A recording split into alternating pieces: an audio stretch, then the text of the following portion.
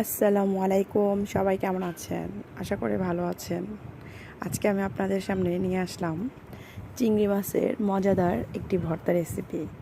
চিংড়ি মাছের ভর্তাটা করার জন্য আমি শুকনো মরিচ ভেজে নিয়েছি এবং রসুন ও একটু পেঁয়াজ ভেজে নিয়েছি সঙ্গে। আর আমি একটু হালকা করে তেল দিয়ে চিংড়ি মাছটাকেও ভেজে নিয়েছি। এটা চিংড়ি মাছ নয়, চিংড়ি মাছের শুটকি বলা চলে। চিংড়ি মাছ এবং চিংড়ি মাছের শুটকি, যাই হোক। এখন আমি পাটার মধ্যে প্রথমেই শুকনো মরিচটাকে লবণ দিয়ে প্রথমেই বেটে নিয়েছি। তারপর এই তো পেঁয়াজ আর রসুনটাকে দিয়ে দিয়েছি বেটে নিয়ে। এখন আমি চিংড়ি মাছের শুটকিটাকেও ভেজে নিচ্ছি।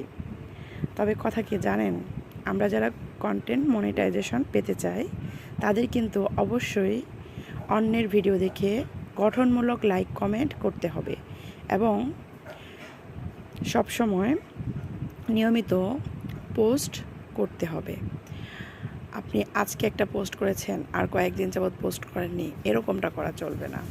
যাই হোক, সবাই ভালো থাকবেন আর নিয়মিত অন্যের ভিডিওগুলো আপনার সামনে যখন আসবে ওই ভিডিওগুলো আপনি দেখবেন, তাহলে আপনার রিচ অ্যান্ড এঙ্গেজমেন্ট দুটোই বাড়বে এবং সেই সাথে বাড়বে আপনার সফলতার মানদণ্ডটাও, যেন আপনি এগিয়ে যেতে পারেন, সেটাও আপনার সামনের জন্য ভালো হবে।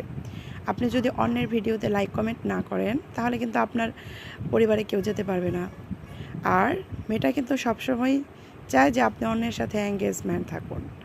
আর এটা নিয়েই আপনার ফেসবুক মানে কি শুধুই কি নিজেকে নিজে দেখা, নিজের ভিডিওগুলো নিজে দেখা না, অন্যের ভিডিওগুলো আপনাকে সামনে আসলে দেখতে হবে।